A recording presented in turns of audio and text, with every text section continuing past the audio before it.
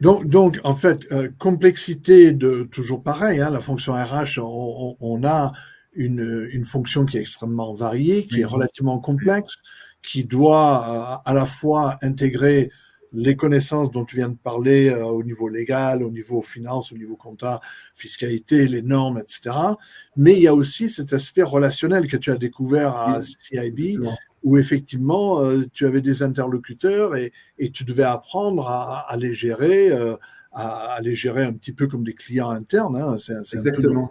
notre lot de RH. Donc, soit on se considère comme étant quelque part un garant des process administratifs, soit en plus on se considère comme quelque part un fournisseur de services internes. Et donc, dans cette notion de service, il y a la relation client. Est-ce que tu peux nous donner un exemple où la relation a joué un rôle critique ou un rôle très important dans un projet que tu as mené ou dans un événement auquel tu as été confronté? Bah, je dirais qu'on s'aperçoit souvent que, euh, avant de donner l'exemple, on va le faire, mais la fonction RH, parfois, manque un peu de considération en entreprise. Et donc, c'est vraiment dommage, c'est en train de changer, Mhm. mais on a besoin d'alliés. Parce que quand les choses ne fonctionnent pas, il peut y avoir une tendance des fonctions, notamment finance, à dire c'est la faute de la RH, ou le manager dit c'est la faute de la RH parce que c'est facile comme raison. Et donc, le Compo de Ben a une opportunité, c'est de créer des relations avec des directions d'expertise, que sont la finance, puisqu'on échange régulièrement avec eux, des directions juridiques, des directions de la conformité ou des directions des risques. Et ça peut être un levier utile pour justement solidifier les relations enfin, favoriser la transversalité, montrer aussi de façon enfin, informelle qu'il n'y a pas, enfin, que l'angle finance sur un sujet, hein, il peut y avoir aussi l'angle people. Maintenant, quand même, l'angle people, c'est vraiment une réalité qui est prise en compte dans les organisations. Mais quand je suis arrivé chez Atos, c'était en 2012, ouais, 2013. Bon, c'était une organisation qui était très financière, en fait. Mhm. Et donc, c'est vrai qu'avoir des alliés au sein de la direction financière quand on était RH, c'était utile dans des moments de tension. Voilà. Donc, en fait, c'est pas uniquement la relation client-fournisseur et soigner le client et bâtir des relations de confiance, mais aussi trouver des alliés Voilà. dans les fonctions importantes de l'entreprise pour justement nous appuyer, pour quelque part avoir des Voilà. alliés sur lesquels on puisse s'appuyer. Et donc, ça, pareil, pour donner un exemple concret, dans un programme d'actionnariat salarié, il y a des modalités très spécifiques d'enregistrement des certaines charges que les financiers ne peuvent pas tout connaître, en fait.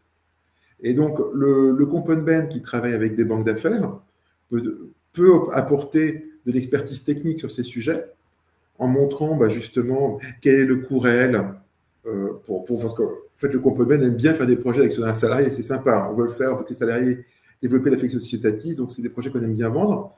Et pour que ça fonctionne bien, il faut une incitation financière, Mhm. donc ou de l'abondement ou de la décote. Et ça, c'est intéressant de bien expliquer aux directions financières comment la charge va être supportée, au titre de quel exercice. Et cette expertise, on n'a pas forcément soi, mais on peut la trouver auprès d'une banque d'affaires qui veut en fait développer un partenariat avec telle ou telle entreprise, qui va apporter l'expertise à son component Ben, qui peut ensuite la partager avec sa direction financière. Et là, on commence à avoir un cercle vertueux d'échange où on parle de sujets business, enfin de coûts, de people, enfin, tout fonctionne bien ensemble de façon harmonieuse.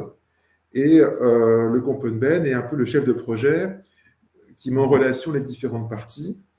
Donc c'est un rôle assez intéressant, en fait, qui ne nécessite pas d'avoir une expérience, enfin, une expertise en soi, mais plutôt le goût d'expertise pour Mhm. comprendre un nouveau sujet, se dire, bah, tiens, comment ça va intéresser ma partie prenante finance? Quel impact ça va avoir? Comment moi je peux l'utiliser pour vendre mon projet? Pour que ça soit plus comment dire, entendable par la direction générale qui va voir le coût, sachant que moi, à la fin, on va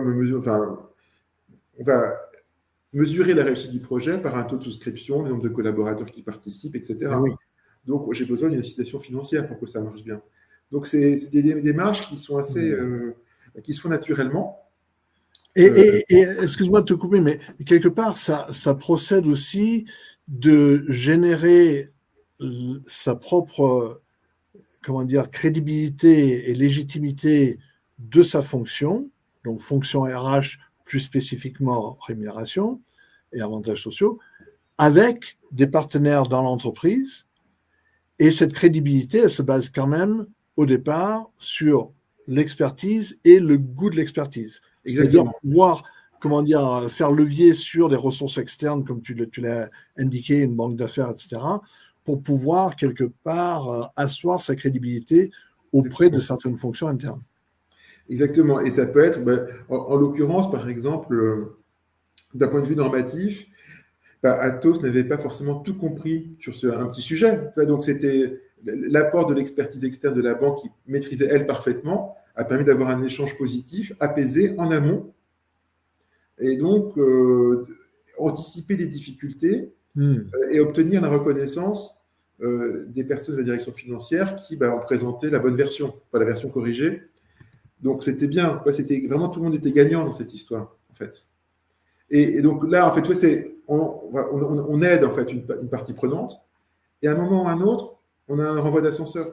Quand il y a une difficulté qui se passe 3 mois plus tard sur un autre sujet, on aura de l'aide de la part de la direction financière. Donc on construit des alliances, on fait des alliances au sein de l'organisation. Et c'est important, surtout quand les choses se tendent, en fait. Voilà. Et puis, bon, là, on parle d'interlocuteurs, d'alliés, mais tu as aussi, dans toute la variété d'interlocuteurs et de parties prenantes, les instances représentatives, les représentants syndicaux. Et donc là, il y a parfois, là, on rentre un petit peu sur cette notion de clair-obscur, qui est le Exactement. thème. Là, en fait, sur cette notion de clair-obscur qu'on a choisi ensemble, parce qu'on voulait un peu intéresser, on va dire, un auditoire varié. En fait, dans les négociations, enfin, pour mon expérience personnelle, j'ai toujours trouvé que le rôle du Componben pouvait être l'allié du DRH. En fait, dans les films, dans les séries américaines, on a un peu cette idée de good cop, bad cop, le bon flic, le mauvais flic. Et c'est pas tout à fait ça, mais c'est quand même deux rôles un peu différents.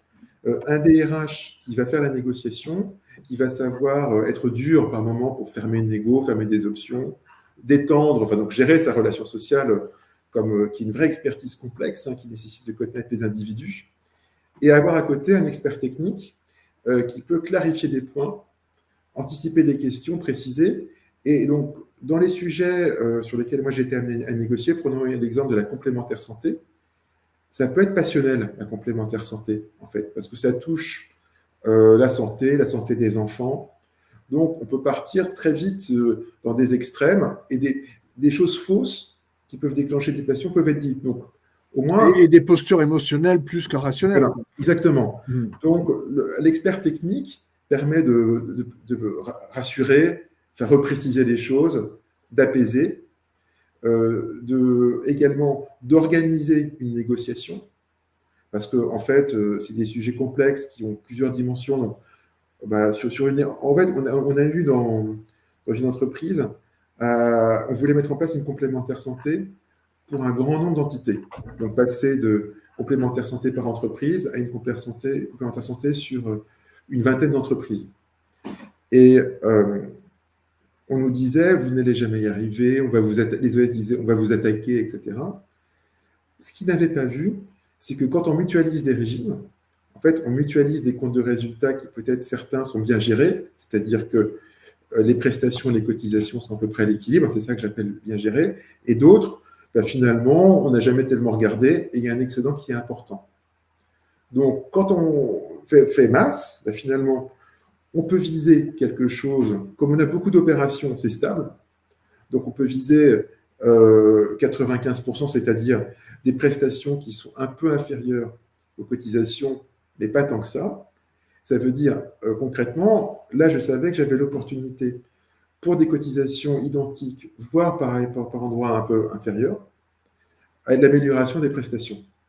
Tu vois, donc, en gros, la massification te permet de réduire les coûts en conservant... Voilà. Donc, j'avais un terrain Mais ça demande quoi je veux dire, comment tu t'y prends dans tes négociations avec Est-ce 3 mois de 20 interlocuteurs différents, quoi. Voilà, donc effectivement, ça nécessite quand on est averse au risque, parce que Componben, on est un peu averse au risque, hein, beaucoup de simulations, donc de récolte des données, un travail avec un actuaire spécialisé en complémentaire santé, pour essayer de se dire, OK, je récupère les données des différents régimes, j'ai pas tout, comment je fais quand même pour essayer d'avoir une base de données dans laquelle j'ai confiance. Ça, c'est le travail avec l'actuaire. Ensuite, des simulations sur les prestations, en se disant, bon, OK, j'ai telle caractéristique de population, voilà comment je vais améliorer telle ou telle prestation, voilà combien ça devrait me coûter, et estimer un coût du régime en se disant, voilà, ça on pense que ça va passer avec un petit coussin de sécurité. Et donc, comme on avait préparé pendant 3 mois, fait nos travaux en chambre, je dirais, entre Componben, DRH, actuaires, à un moment, on savait qu'on avait quelque chose de bien à présenter. Donc là, effectivement, on était un peu dans l'obscure clarté parce qu'on avait nos billes. Comme on avait de l'opposition vis-à-vis des partenaires sociaux, qui étaient très attachés à leur régime parce que c'était un sujet important pour les salariés, un sujet important de négociation, le fait de perdre au niveau individuel ce sujet, la crainte aussi du changement qu'on peut comprendre, voilà, des expériences malheureuses dans le passé d'autres entreprises, parce qu'en plus, on avait une mutuelle d'entreprise qui n'avait pas de salariés, dont on voulait terminer l'activité, en fait. Donc, il y avait beaucoup de sujets qui généraient des craintes et il a fallu vraiment bien séquencer les choses. Ensuite, arriver avec on avait la chance d'avoir des arguments solides. Quand même, quand on dit l'amélioration des prestations et la baisse des cotisations, notamment pour les premiers niveaux de salaire, c'était une proposition à laquelle il est difficile de dire non. Ben oui. Et ça va dans le sens de ce que veulent les représentants. Voilà. Donc, en fait, l'idée, c'est d'avoir aussi un peu un coup d'avance. C'est-à-dire, bon, on va préparer des sacrés arguments. On va dévoiler petit à petit au fur et à mesure de la négociation. Du coup, c'était la stratégie qu'on avait. Et nous, on pense que pas de sujet, on va y arriver, en fait. Voilà, mais là-dedans, mis à part la stratégie quelque part en termes de clair-obscur et de qu'est-ce qu'on fait passer à quel moment, il y a aussi quelque part une notion pédagogique, une notion d'éduquer les gens pour qu'ils puissent comprendre comment mécaniquement on peut réussir un tel pari. Donc effectivement, et donc pour ça, c'est passé, donc on était 2 à intervenir, enfin du côté Componben pour les négociations. J'avais mon adjoint et moi, 2 avec une expérience, une bonne connaissance technique et la capacité à répondre aux questions de façon précise. Donc au fur et à mesure, enfin on a eu beaucoup de questions auxquelles on a apporté des réponses techniques précises, rassurantes. Donc en fait, ça finit par payer parce que là, pour le coup, quand on a une question précise, on donne une réponse précise. Elle est technique. Hein. Bien sûr. Donc ça crée de la crédibilité. Ça donne de la crédibilité et ça crée la confiance avec les partenaires sociaux qui savent qu'on leur raconte, on leur dit les faits tels qu'ils sont, en fait. Donc là, c'est la clarté. Tu vois, c'est l'aspect vraiment clarté. C'est la transparence à ce moment-là, oui. Voilà. Vraiment être clair, ne pas. Parce qu'on est toujours, quand on est direction, soupçonné de cacher des choses. Enfin, c'est le jeu. Ouais. Il y a toujours un doute sur ce que dit la direction quand on est OS. Mais au bout d'un moment, quand on répond de façon claire à des questions techniques, la confiance se crée quand même entre les êtres qui participent à la négociation.